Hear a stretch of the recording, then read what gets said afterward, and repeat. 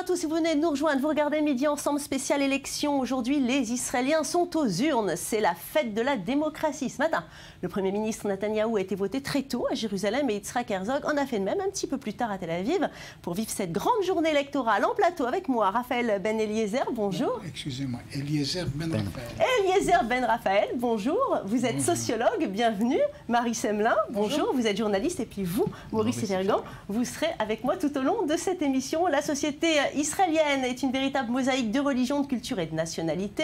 C'est donc le thème que nous allons aborder maintenant. Les élections israéliennes dans cette diversité, comment chaque secteur se comporte face au système et face à la démocratie israélienne. Un programme passionnant, alors surtout, restez avec nous, on y va.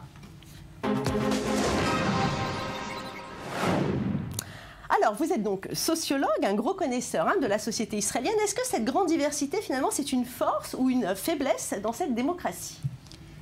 Comme toute chose qui appartient à la réalité, la réponse est positive et négative à la fois. C'est-à-dire que c'est une force, dans ce sens qu'au-delà de la diversité, il y a quand même un caractère israélien indéniable.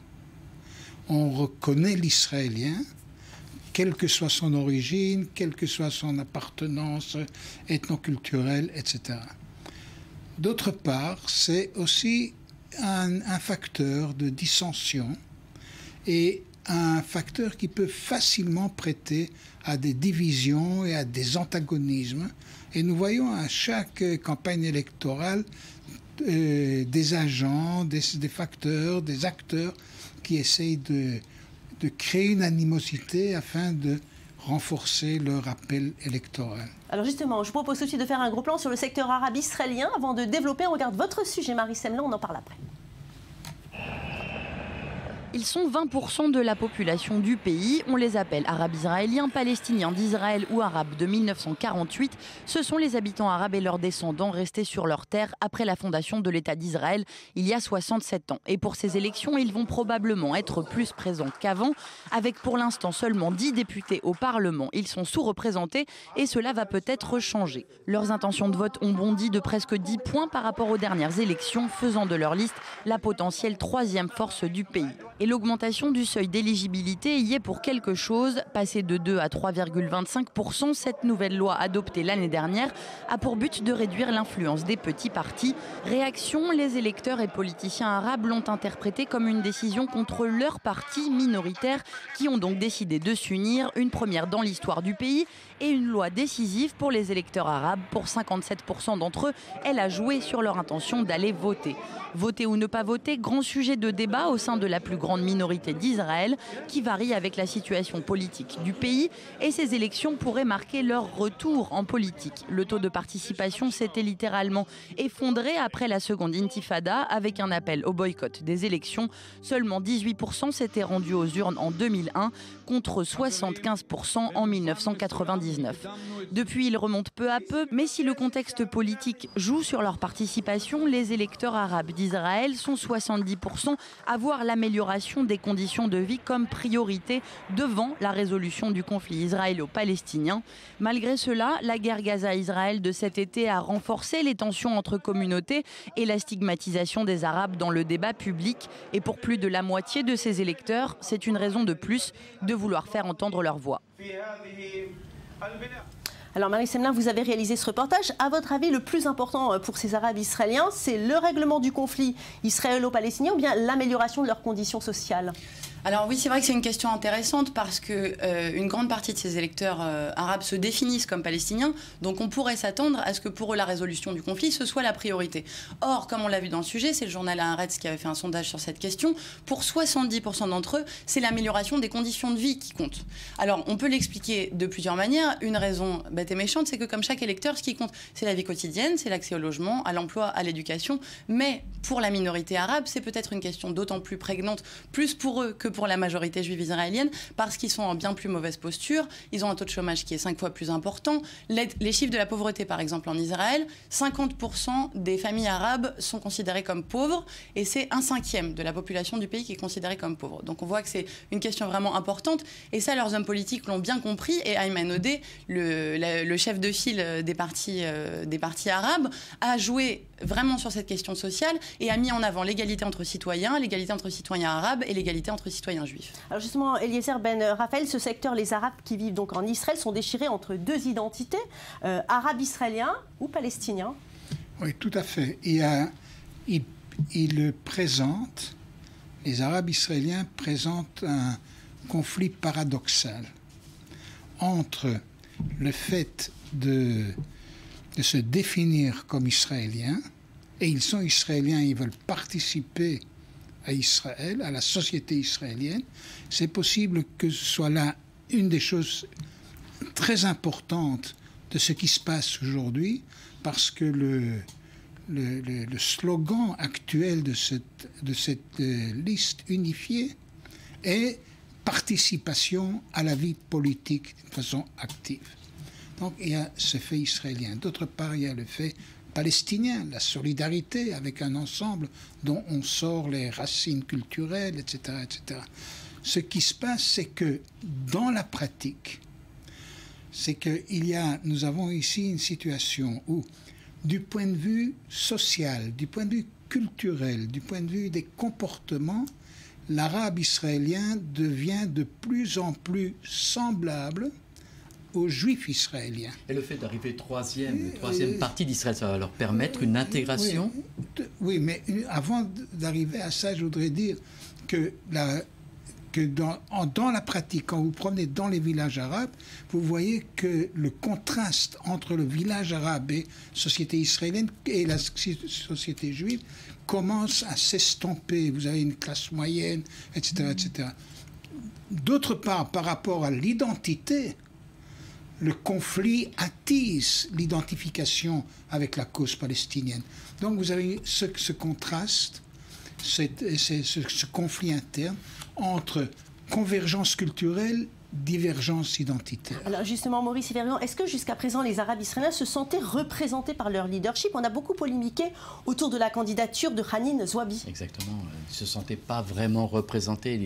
C'est vrai que le discours des représentants politiques du secteur arabe israélien était un peu anachronique par rapport aux besoins que ressentait la population. On se souvient par exemple de l'affaire Zouabi, qui a pris part à la flottille de Gaza et qui était sur le Mavi Marmara et qui a vu ce qui s'est passé, qui a quitté cette flottille en disant « je comprends et je soutiens cette action contre Tsahal ». Donc là, il y a eu une première brisure. C'est vrai que la population arabe israélienne l'a soutenu, mais dans un silence poli, je veux dire. Mais le discours pro-palestinien,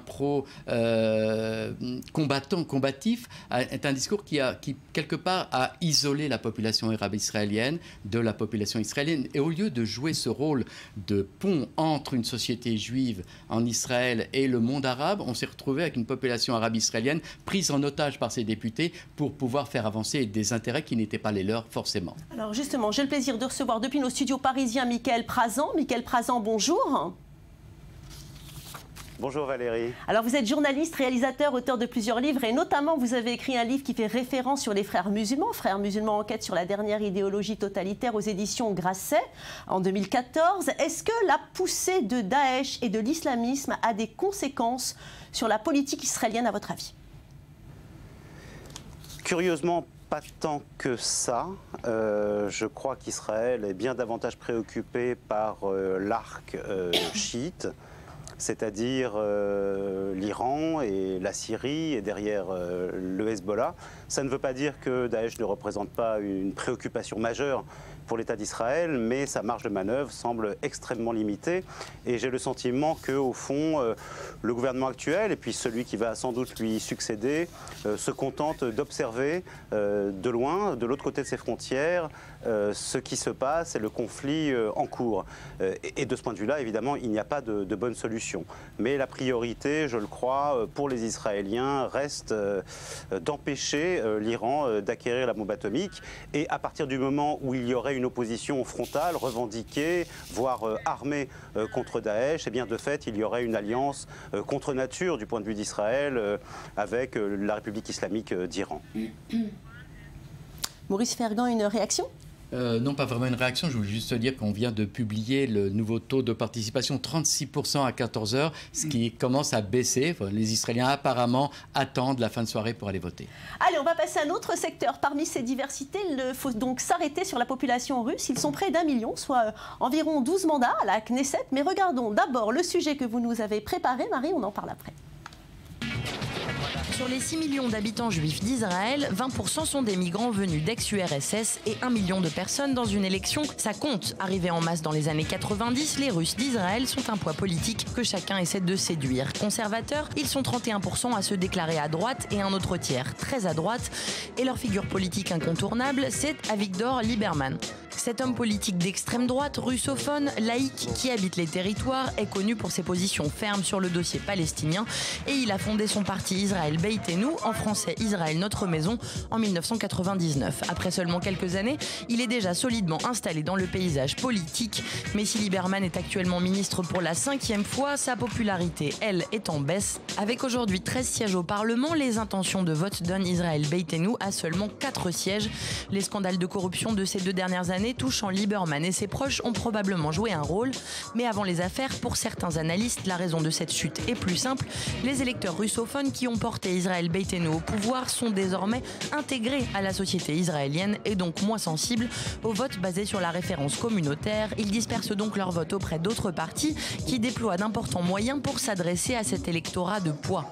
En premier lieu, Naftali Bennett, leader en vogue du parti ultranationaliste religieux Foyer Juif, est en campagne dans les villes à majorité russophone comme Ashkelon. Il a même réalisé le 1er janvier une vidéo pour le Nouvel An pour adresser ses vœux aux électeurs et en russe, s'il vous plaît. Benjamin Netanyahou risque lui aussi de profiter du dispersement des voix allant habituellement à Avigdor Lieberman, un atout de plus pour une éventuelle réélection. Mais la gauche israélienne n'est pas en reste et le parti Meretz compte aussi sur l'émergence d'une nouvelle gauche russophone, issue de la 2e génération qui, elle, n'aurait pas peur de voter socialiste ou communiste. Alors, Marie Semelin, y a-t-il vraiment 2 cultures politiques qui se rencontrent ? Alors, c'est vrai qu'en Israël, on parle beaucoup de l'homo soviéticus, qui serait un animal politique différent, qui aurait un héritage politique et une culture politique différente du reste de la société israélienne. Mais pour ces élections, c'est pas du tout sûr qu'ils votent de manière homogène. Beaucoup d'analystes parlent du fait qu'ils s'intègrent de plus en plus dans la société israélienne, qu'il y a donc une chance qu'ils dispersent leur voix auprès d'autres partis. Par contre, quelque chose qui est intéressant de noter, c'est que ce sont des électeurs qui se caractérisent souvent par leur fermeté dans leur position politique, et qu'ils votent souvent pour des fortes têtes. Mais aujourd'hui, dans le paysage politique israélien, il n'y a pas que Lieberman comme forte tête, il y a aussi évidemment Naftali Bennett, et il y a Benjamin Netanyahou qui, ces derniers jours, essaye de tout faire pour être un homme sans concession. Alors, Eliezer Ben Raphaël, qu'en pensez-vous ? Je pense que le point de départ des Juifs qui viennent de l'Union soviétique, c'est la culture politique soviétique, qui est au centre de laquelle se trouve le principe du pouvoir, de la force, le manque de disponibilité à faire des concessions lorsque ce n'est pas nécessaire. Donc les Russes, au départ, les Juifs russes au départ, ont accepté dans un grand nombre cette approche vis-à-vis du problème palestinien.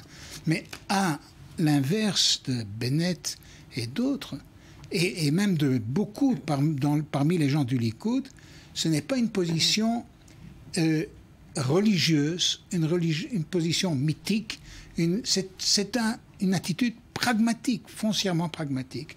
Ce qui fait que, comme on a vu avec Lieberman, parfois on peut parler à droite, parfois on peut parler à gauche, dans la mesure où on est justifié par des considérations pratiques. Allez, on va jeter un coup d'œil à présent sur un autre secteur de la population israélienne, les orthodoxes. 3 partis les représentent, dont le Chass, avec sa figure emblématique, le Rav Ovadia Yosef, qui est décédé d'ailleurs l'année dernière. On regarde tout de suite le sujet préparé par Lise Barenbaum. Le Chass, parti des séfarades orthodoxes, joue aussi son va-tout dans cette campagne. Créé en 1984 par le rabbin Ovadia Yosef, il représente les intérêts des juifs séfarades et orientaux. Avec les années, les dirigeants du Chass ont su élargir leur électorat au-delà des cercles ultra-orthodoxes pour attirer des séfarades de tout niveau de pratiques religieuses. Un parti religieux, certes, mais dont les dirigeants ont parfois choqué avec leurs petites phrases. Le fondateur Ovadia Yosef a eu des propos controversés sur les victimes juives de la Shoah. Mais il n'y a pas que la parole. L'actuel dirigeant du parti, Aryeh Deri, a quant à lui purgé une peine de prison après une condamnation pour corruption, mais a repris la tête du parti avec une certaine abnégation. La tête haute, avec fierté et détermination, je continuerai à diriger le parti et à mener le grand projet du Rav Ovadia Yosef pour être la voix de ceux que l'État a laissés derrière. Le succès du Chass, c'est aussi l'efficacité de son réseau d'organisations caritatives, sociales et scolaires qui soutiennent les populations séfarades installées en majorité dans des villes de développement, dans le Negev et en Galilée. Un programme donc éminemment social qui insiste sur la sauvegarde des services sociaux et la réduction du chômage. Un programme qui refuse aussi le mariage civil et qui lutte contre la conscription pour tous. Au niveau politique, le Chass défend le caractère juif de l'État d'Israël. Le rabbin Ovadia Yosef avait défini un principe clair, accorder des concessions territoriales si cela permet de sauver des vies. Aryeh Deri, resté seul à la tête du Chass après le départ d'Eli Yishai, peine à stopper l'hémorragie des départs. Il sait qu'il ne retrouvera pas les 11 sièges qu'il détient dans la Knesset sortante. Son rival Yachad, fondé par Yishai, pourrait lui franchir le seuil de représentativité avec le minimum requis de 4 députés et peut-être plus. Alors Eliezer Ben Raphaël, ces ultra-orthodoxes donnent souvent le sentiment d'une communauté séparée de la société israélienne. Est-ce que vous partagez cette opinion? Non, je crois que c'est une société qui se voit partie intégrale de cette société. Sauf qu'ici, il y a une différence fondamentale entre le public ultra-orthodoxe ashkénaze et le public ultra-orthodoxe séfarade. Le public ashkénaze, ultra-orthodoxe ashkénaze, se voit comme l'élite, l'avant-garde, ceux qui doivent en fin de compte amener le Messie. Donc même s'ils se mettent en réserve par rapport à la société laïque, ils se considèrent comme le leadership du peuple juif. Et ils ne peuvent pas donc trop se mettre en réserve, ils sont obligés quand même d'être une partie. Chez les séfarades, il y a une autre problématique, la problématique du mythe de la victimologie, que les séfarades ont été la victime des ashkénazes. Et les ultra-orthodoxes séfarades, comme vous voyez maintenant, comme on a vu avec Deri dans sa campagne électorale, met en évidence qu'il faut rendre aux séfarades leur statut, rendre aux séfarades leur dignité, etc., etc. Donc il y a ici deux sortes de... Maintenant, les séfarades sur cette base-là, ont une langue commune avec les masses séfarades, même qui ne sont pas ultra-orthodoxes. Et ils ont un hinterland assez élargi parmi les gens non ultra-orthodoxes. Alors que les ultra-orthodoxes ashkénazes, c'est strictement le public ultra-orthodoxe qui leur est fidèle. Alors j'aimerais aussi qu'on parle de la communauté francophone qui est déjà très présente en Israël. Est-ce qu'ils peuvent changer la donne politique, un peu comme les Russes il y a une vingtaine d'années, Maurice Ifergan? Ils sont certainement pas, ils sont extrêmement minoritaires par rapport à la population russe. On a compté 1,5 million de Russes arrivés dans les années 80-90. Donc là, on peut estimer à peu près à 50 000 le nombre de nouveaux immigrants arrivés ces dernières années, dont 25 000, je pense, francophones. C'est trop peu pour influencer la société israélienne. Maintenant, c'est vrai qu'on en parle beaucoup de cette alia francophone. Il faudra attendre un petit peu pour voir. Un petit mot rapide. Ils représentent un groupe singulier dans la société israélienne. Ils sont séfarades en grande majorité, d'origine nord-africaine, mais par leur éducation, par leur passage en France, beaucoup sont nés en France, dans la culture française, ils sont en fait, ils ne se mêlent pas, ils fusionnent pas avec la masse nord-africaine en Israël. Malheureusement, je vais devoir vous couper. Merci à vous tous d'avoir été avec moi aujourd'hui. Maurice, surtout, vous restez avec moi. Vous ne bougez pas, chers téléspectateurs, restez devant votre téléviseur. Midi ensemble, spéciale élection, ça continue, mais tout de suite, c'est le journal.